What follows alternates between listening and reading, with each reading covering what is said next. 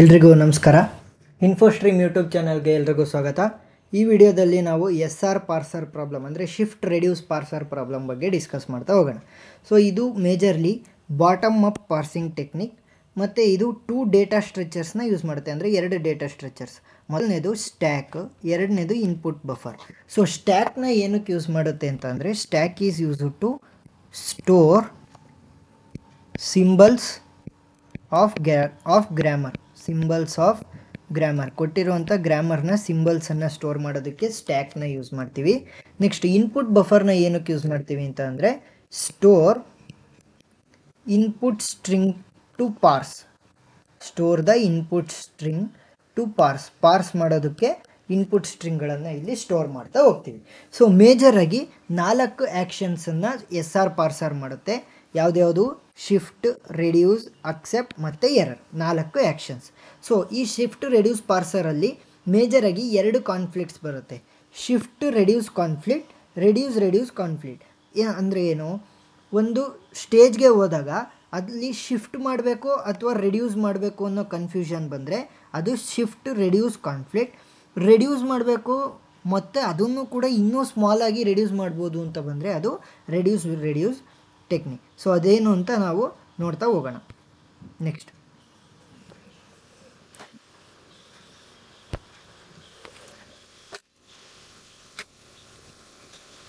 So ಇವಾಗ ಎರಡನೇ ಕ್ವಶನನ್ನು ಬಂದಿದೆ. ಸೊ ಏನು ಕ್ವಶನ್ನು? E give rise to T plus T slash T give rise to T star F bar F give rise to E slash I D ಅಂತ ಕೊಟ್ಟಿದ್ದಾರೆ. So first ಏನು ಮಾಡಬೇಕು? 3 ಕಾಲಮ್ಗಳನ್ನು ಬರ್ಕೊತಾ ಹೋಗಬೇಕು. ಸೊ ಮೊದಲನೇದು ಸ್ಟ್ಯಾಕ್, ನೆಕ್ಸ್ಟ್ ಎರಡನೇದು ಇನ್ಪುಟ್ ಬಫರ್,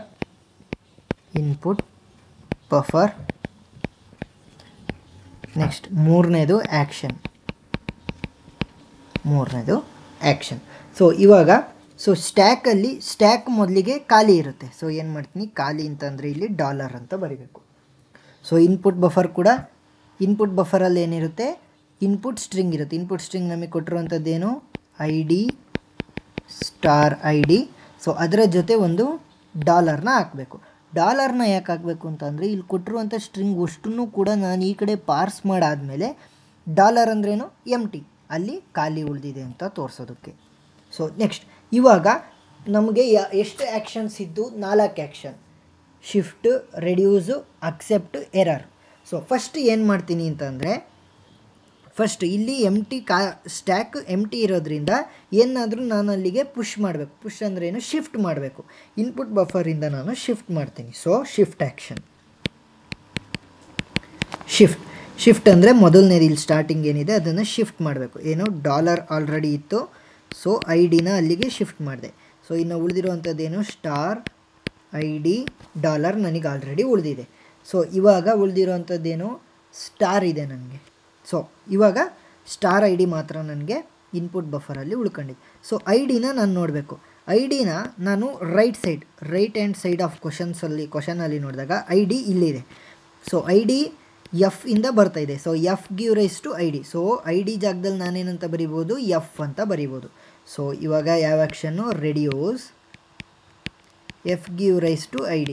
ಸೊ ID ಜಾಗದಲ್ಲಿ ಏನು ಮಾಡ್ತೀನಿ? ಡಾಲರ್, ID ಜಾಗದಲ್ಲಿ ಎಫ್ ಅಂತ ಬರಿತೀನಿ. ಎಫ್ ಇನ್ನು ಉಳಿದಿರೋದು ಹಾಗೆ ID ಡಾಲರ್. ಸೊ ಇವಾಗ ಎಫ್ ಇದೆ. ಎಫ್ ಎಲ್ಲಾದರೂ ಲೆಫ್ಟ್ ಸೈಡಲ್ಲಿ ಇದೆಯಾ? ಹೌದು, ಎಫ್ ಇಲ್ಲಿ ಲೆಫ್ಟ್ ಸೈಡಲ್ಲಿದೆ. ಸೊ ಏನು ಮಾಡ್ಬೋದು? ಟಿ ಅಂತ ನಾನು ರೆಡ್ಯೂಸ್ ಮಾಡ್ಬೋದು. T give rise to F ಅಲ್ವಾ? ಸೊ ಎಫಿನ ಜಾಗದಲ್ಲಿ ನಾನು ಟಿ ಅಂತ ಬರಿಬೋದು. ಸೊ ಏನು ಮಾಡ್ತೀನಿ? Reduce T give rise to F. So ಇವಾಗ ಏನಾಯಿತು? ಎಫ್ ಜಾಗದಲ್ಲಿ ಕ್ಯಾಪಿಟಲ್ ಟಿನ ಬರೀತೀನಿ. ಇನ್ನು ಉಳಿದಿರೋದನ್ನ ಹಾಗೆ ಇಲ್ಲಿ ಇನ್ಪುಟ್ ಬಫರಲ್ಲಿ ಬರೀತೀನಿ. ಸ್ಟಾರ್ ID ಮತ್ತು ಡಾಲರ್. ಸೊ ಟಿ ಇದೆ. ಸೊ ಟಿ ಎಲ್ಲಾದರೂ ರೈಟ್ ಹ್ಯಾಂಡ್ ಸೈಡಲ್ಲಿ ಇದೆಯಾ? ಸೊ ರೈಟ್ ಹ್ಯಾಂಡ್ ಸೈಡಲ್ಲಿ ಇದೆ. ಸೊ ಟಿ ರೈಟ್ ಹ್ಯಾಂಡ್ ಸೈಡಲ್ಲಿದೆ. ಸೊ ಟಿ ಬದಲು ಏನು ಬರಿಬೋದು? ಇ ಬರಿಬೋದು. ಸೊ ಆದರೆ ನಾನು ಇನ ಬರೆಯೋಂಗಿಲ್ಲ. ಯಾಕಂತಂದರೆ ಇದು ಸ್ಟಾರ್ಟ್ ಮಾಡ್ತಿರೋದೇ ಇ ಇಂದ. ಸೊ ಕೊನೆಯಲ್ಲಿ ನಾನು ಇ ಅಂತ ಬರಿಬೋದು. ಸೊ ಈ ಪ್ರಾಬ್ಲಮ್ನ ಎಂಡ್ ಆಗಬೇಕಾದ್ರೆ ನಿಮಗೆ ಗೊತ್ತಾಗುತ್ತೆ. ಸೊ ಸ್ಟಾರ್ಟಿಂಗಲ್ಲಿ ಏನಾದರೂ ಈ ಟಿ ಏನಾದರೂ ಸ್ಟಾರ್ಟಿಂಗ್ ಲೆಟರ್ ಅಂದರೆ ಫಸ್ಟ್ ಕ್ವಶನ್ ಇದಕ್ಕೆ ಕೊಟ್ಟರೆ ಏನಿಲ್ಲ ಬರಿಬೋದು. ಆದರೆ ಇಲ್ಲಿ ಏನಾದರೂ ಏನಾಗ್ತಾಯಿದೆ? ಸ್ಟಾರ್ಟಿಂಗ್ ಲೆಟರ್, ಎಲ್ಲ ಕ್ವಶನ್ಗಿನ್ನ ಸ್ಟಾರ್ಟಿಂಗ್ ಲೆಟರ್ ಈ ಥರ ಕೊಟ್ಟರೆ ಬರೆಯೋಂಗಿಲ್ಲ. ಸೊ ಇವಾಗ ಏನು ಆಗುತ್ತೆ? ಇಲ್ಲಿ ಶಿಫ್ಟ್ ರೆಡ್ಯೂಸ್ ಕಾನ್ಫ್ಲಿಕ್ಟ್ ಬರುತ್ತೆ. Shift reduce conflict. ಸೊ ಇಲ್ಲಿ ಶಿಫ್ಟ್ ಮಾಡಬೇಕಾ ರೆಡ್ಯೂಸ್ ಮಾಡಬೇಕಾ ಅನ್ನೋ ಒಂದು ಡೌಟ್ ಬರುತ್ತೆ. ಸೊ ಇವಾಗ ಏನು ಮಾಡಬೇಕು, ನಾನು ಇಲ್ಲಿ ಶಿಫ್ಟ್ ಮಾಡಬೇಕು. ಯಾಕಂತಂದರೆ ಇದು ಹೀಗೆ ಕೊಡ್ತಿರೋದ್ರಿಂದ ಇಲ್ಲಿ ಶಿಫ್ಟ್ ಮಾಡ್ತೀನಿ, ಶಿಫ್ಟ್. ಸೊ ನನ್ನ ಮೇಜರ್ ಏಮ್ ಏನು, ಇದನ್ನು ಖಾಲಿ ಮಾಡಿಬಿಟ್ಟು ಡಾಲರ್ ಮಾತ್ರ ಇಲ್ಲಿ ಇಡಬೇಕು, ಅಷ್ಟೇ ನನ್ನ ಮೇಯ್ನ್ ಏಮ್. ಶಿಫ್ಟ್ ಮಾಡಿದಾಗ ಏನಾಗುತ್ತೆ, $T ಇದು ಸ್ಟಾರ್ ಶಿಫ್ಟ್ ಆಗುತ್ತೆ. ಸೊ ಇನ್ನು ಉಳಿದಿದ್ದು ID ಡಾಲರ್ ಉಳಿತು. ಸೊ ಸ್ಟಾರ್ ಇಲ್ಲೆಲ್ಲೂ ಇಲ್ಲ ರೈಟ್ ಹ್ಯಾಂಡ್ ಸೈಡಲ್ಲ, ಅಂದರೆ ಸಿಂಗಲಾಗಿ ಸ್ಟಾರ್ ಇಲ್ಲ. ಸೊ ಏನು ಮಾಡಬೇಕು, ಮತ್ತೆ ಶಿಫ್ಟ್ ಮಾಡಬೇಕು.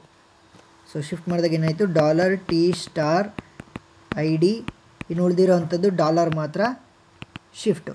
ಸೊ ಇದನ್ನು ನೋಡಿ, ಒಂದೊಂದನ್ನೇ ನೋಡ್ತಾ ಹೋಗ್ಬೇಕು. ID ರೈಟ್ ಹ್ಯಾಂಡ್ ಸೈಡಲ್ಲಿ ಇದೆಯಾ, ಸೊ ಇದೆ. ಸೊ ID ಬದಲು ಏನು ಬರಿಬೋದು, F ಅಂತ ಬರಿಬೋದು. ಸೊ ID ಬದಲು ಇಲ್ಲಿ ಶಿಫ್ಟ್ ಅಂತ ಬರೆಯಂಗಿಲ್ಲ, ID ಬದಲು ನಾನು F ಅಂತ ಬರಿಬೋದು. So reduce F give rise to ID. So ID ಜಾಗದಲ್ಲಿ F ಅನ್ನು ಬರಿಬೇಕು. ಸೊ $T ಸ್ಟಾರ್ F, ಇಲ್ಲಿ ಡಾಲರ್ ಮಾತ್ರ ಉಳಿದಿದೆ ಡಾಲರ್. ಸೊ ನೆಕ್ಸ್ಟ್ ಏನು ಮಾಡಬೇಕು, T ಸ್ಟಾರ್ F ಇದೆಯಾ, ಸೊ ಇದೆ T ಸ್ಟಾರ್ F ಇದೆ. ಸೊ T ಸ್ಟಾರ್ Fನ್ನು ನಾನೇನಂತ ರೆಡ್ಯೂಸ್ ಮಾಡ್ಬೋದು, T ಅಂತ ರೆಡ್ಯೂಸ್ ಮಾಡ್ಬೋದು. ಸೊ T ಅಂತ ರೆಡ್ಯೂಸ್ ಮಾಡ್ಬೋದು. ಸೊ T ಅಂತ ರೆಡ್ಯೂಸ್ ಮಾಡ್ಬೋದಲ್ವಾ, yes, reduce T give rise to T star F. So ಇವಾಗ ಏನಾಗುತ್ತೆ, T ಸ್ಟಾರ್ F ಬದಲು T ಬರದೆ, ನೆಕ್ಸ್ಟ್ ಡಾಲರ್ ಹಾಗೆ ಉಳಿದಿತ್ತು. Next T. ಸೊ ಇಲ್ಲಿ ಆಲ್ರೆಡಿ ನನ್ನ ಇನ್ಪುಟ್ ಬಫರಲ್ಲಿ ಖಾಲಿ ಇದೆ ಸ್ಟ್ರಿಂಗು. ಸೊ ಇವಾಗ ಏನು ಮಾಡ್ಬೋದು, ನಾನು ರೈಟ್ ಹ್ಯಾಂಡ್ ಸೈಡಲ್ಲಿ T ಇದೆ ಅಲ್ವಾ, ಸೊ ಅದನ್ನು ನಾನು ಹೀಗೆ ಮ್ಯಾಪ್ ಮಾಡ್ಬೋದು. ಯಾಕಂದರೆ ನಂದು ಆಲ್ರೆಡಿ ಇಲ್ಲಿ ಎಂಟಿ ಸ್ಟ್ರಿಂಗ್ ಆಗಿದೆ. ಎಂಟಿ ಸ್ಟ್ರಿಂಗ್ ಆಗಿರಲಿಲ್ಲ ನಾನು ಇಲ್ಲಿ ಮಾಡೋದಕ್ಕೆ, ಶಿಫ್ಟ್ ರೆಡ್ಯೂಸ್ ಕಾನ್ಫ್ಲಿಕ್ಟ್ ಅದಕ್ಕೆ ಬಂದಿದ್ದು. ನಾನು ಆ ಕಡೆಗೆ ರೆಡ್ಯೂಸ್ ಮಾಡೋಕ್ಕಾಗಲಿಲ್ಲ. ಸೊ ಅದಕ್ಕೇನು ಮಾಡಿದೆ, ನಾನು ಶಿಫ್ಟ್ ಮಾಡಿದೆ. ಸೊ ಇದನ್ನು ಶಿಫ್ಟ್ ಮಾಡಿ ಎಂಟಿ ಮಾಡಾದಮೇಲೆ ನಾನು ಬೇಕಾದರೆ ಅದನ್ನು ಶಿಫ್ಟ್ ರೆಡ್ಯೂಸ್ ಮಾಡ್ಬೋದು. ಸೊ ಇವಾಗೇನಾಯಿತು, ಕ್ಯಾಪಿಟಲ್ ಟಿನ ನಾನು ಹೀಗೆ ರೆಡ್ಯೂಸ್ ಮಾಡ್ಬೋದು. So reduce give rise to T. ಅವಾಗೇನಾಗುತ್ತೆ, $E ಡಾಲರ್. ಸೊ ಇವಾಗೇನಾಯಿತು, ನನ್ನ ಸ್ಟಾರ್ಟಿಂಗಲ್ಲಿರುವಂಥ ಲೆಟರ್ ಕ್ಯಾಪಿಟಲ್ E ನನಗೆ ಇಲ್ಲಿ ಬಂತು, ಅಂದರೆ ಸ್ಟ್ಯಾಕಿಗೆ ಇನ್ಪುಟ್ ಆಯಿತು. ಇಲ್ಲಿ ಇನ್ಪುಟ್ ಬಫರ್ ನನಗೆ ಖಾಲಿ ಆಯಿತು. ಸೊ ಇವೆರಡೂ ಕಂಡೀಷನ್ ಸ್ಯಾಟಿಸ್ಫೈ ಆದರೆ ನಾನು ಇಲ್ಲೇನಂತ ಬರಿಬೋದು, ಅಕ್ಸೆಪ್ಟೆಡ್ ಅಂತ ನಾನು ಬರಿಬೋದು. ಸೊ ಇಲ್ಲಿಗೆ ಈ ಪ್ರಾಬ್ಲಮ್ ಕಂಪ್ಲೀಟ್ ಆಯಿತು. ಸೊ ಏನಾದರೂ ಡೌಟ್ ಇದ್ದರೆ ಕಮೆಂಟ್ ಸೆಕ್ಷನಲ್ಲಿ ತಿಳಿಸಿ. ಇನ್ನೊಂದು ಸಲ ಈ ವಿಡಿಯೋನ ನೋಡಿ ಅರ್ಥ ಆಗ್ತಾ ಹೋಗುತ್ತೆ. Thank you.